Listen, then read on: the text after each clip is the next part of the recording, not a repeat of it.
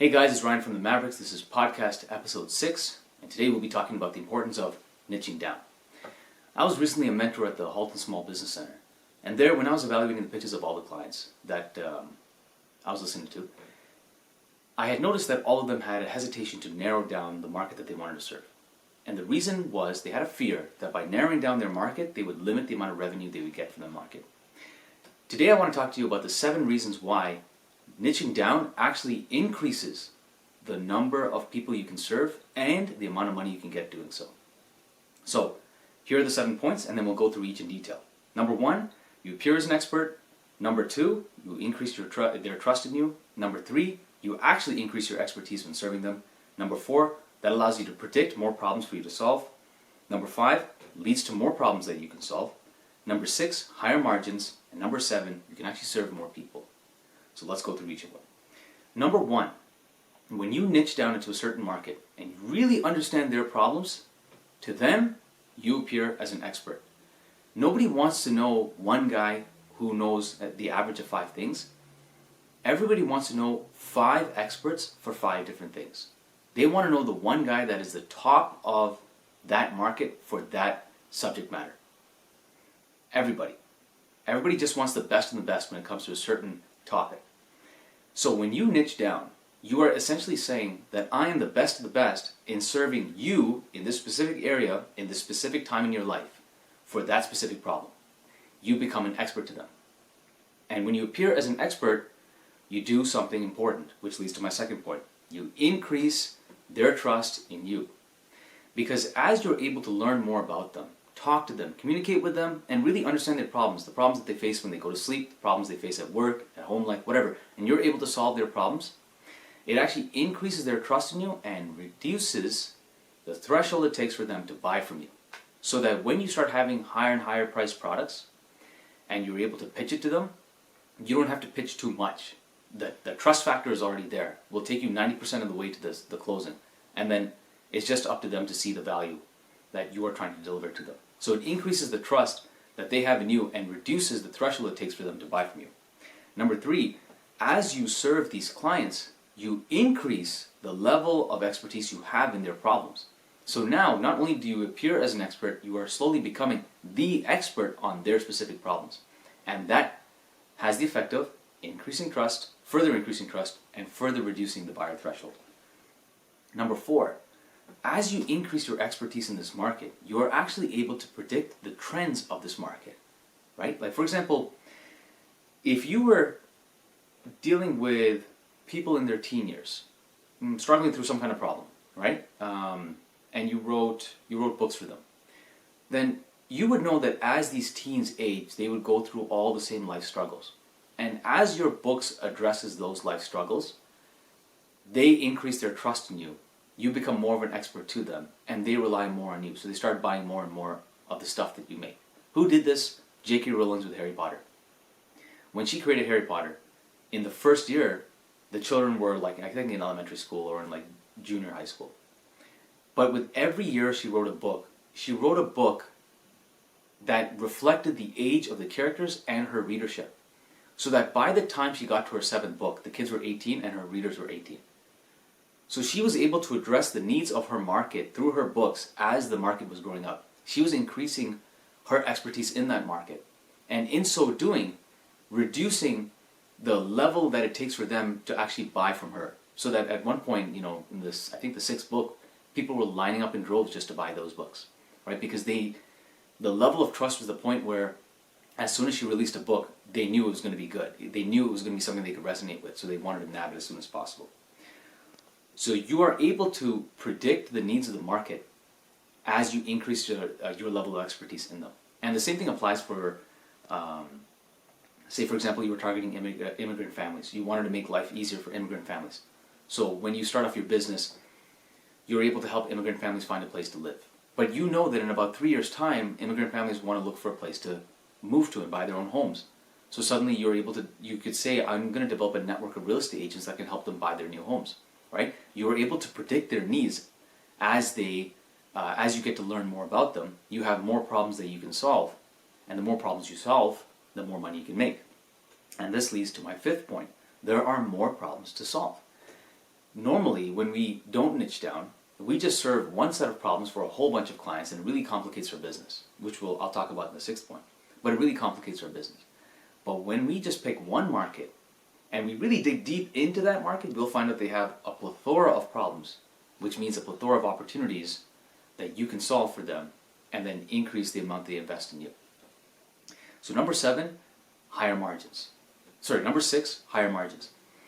When you serve clients at a deeper and deeper level, right, you are able to actually make your business more efficient because you can reduce the number of configurations needed to serve other types of clients to serve just that one type of client. As an example, if the majority of your clients are online buyers, you can get rid of your brick and mortar store because you've niched down. You say, this is how my key target audience buys online. That's what I'm going to focus on.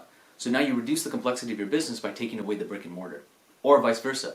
Say most of your buyers are brick and mortar and you have an online store. You know you can drop the online store because you are focusing in on the needs of that market. So now you can decomplicate your business, right? So if you can reduce the complexity of your business, it also means you're reducing the cost of running your business. So that's one thing. The second thing that happens is, the more of an expert you become in serving a certain market, the higher the price you can charge. So if you were to say, I help people buy homes. Well, there's a million real estate investors that you can talk to about buying homes. But if you say, I am an expert in helping newly landed immigrants buy pre-development land in Halton or in Guelph, you can charge a pretty penny for that because people are going to seek you out for that specific problem, right? And the thing is, the more specific the problem that you can solve, the higher the price they will pay, because it means that, so when people make a purchase, they want to guarantee that they're going to get their value back for the money they put in, right? Oftentimes when something is very vague, when a product is very vague, they'll put in a low price because there's no guarantee they'll actually get what they're looking for. Because your solution is so vague that it could or could not work. But if your solution is highly specific, what you're essentially saying is, if you give me money, I promise you that this specific result will be yours. So there's a greater likelihood that they will receive the value that they are looking for when they give you the money. But that happens only when you're very specific about the problem you solve, right? So when you increase the specificity of the problem you're trying to solve, and you increase your level of expertise and increase your level of trust that the consumer has in you, you can actually charge a higher price because they are more likely to know or likely to trust that you will give them what they're looking for. So now check this out. You are increasing revenue and able to reduce cost, which means you're able to increase your margin and pocket the profit. The profit that you get to pocket is even greater.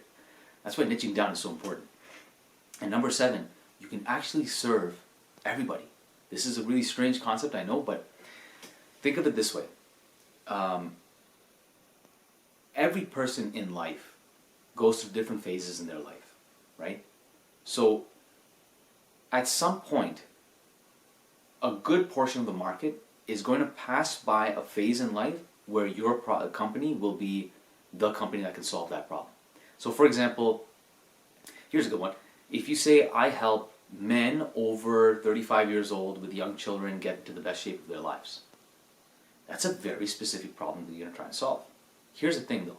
By targeting men that are 35, that have young families, you are technically excluding everybody that doesn't have young families, everybody that has older families, people that are older, and people that are younger. Technically. But as these young people get older, they will pass into that phase where you are their problem solver. As they get young families, they will pass into the phase where you're their problem solver. So in fact, by just targeting the 35-year-old dad, young dad, who wants to get in the best shape of their life, you actually capture forever all the people that are younger than 35. Because as they get older, they will pass into your range. Only because you were very specific. But if you just said, I help any guy get into the best shape of their life, well, there's a lot of people that help people get into the best shape of their life. How are you going to evaluate them? You're going to evaluate them on price. But in this case, because you are very specific about the person that you help, when I'm 35 years old and I have a young son and I want to be able to get into the best shape of my life, and I go to you, I know for a fact that when I give you money, I'm more likely to get the value I was looking for because you are solving a very specific problem.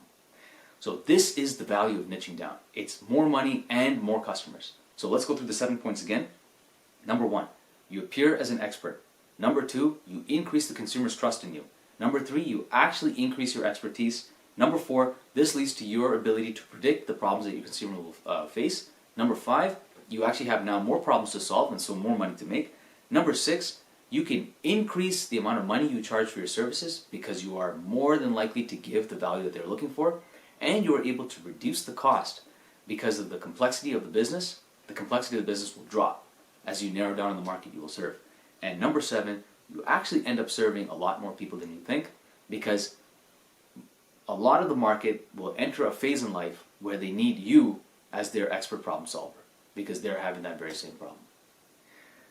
All right, so that's the 7 points I wanted to cover as to why I believe you should always niche down when starting a business. It's critically important. Now, before I go, there's one thing I want to say. Listen, you cannot be rich in your pocket until you are rich in your mind. You need to think a certain way before you're able to actually make the money. That's the phase that I'm going through right now, and that's the phase all the Mavericks in our group are going through right now. If you want to join our group, and if you want to get rich in the mind before you can get rich in the pocket, then I highly encourage you to go to my website, mavericks.goldwynandsons.com, sign up to your newsletter, and I want to send you a PDF that talks about the mindset qualities that we need to have to make our first million. I really hope I'll see you there. So this is Ryan from the Mavericks. Thank you for joining me on episode 6 of this podcast. I will see you for podcast episode 7. Take care.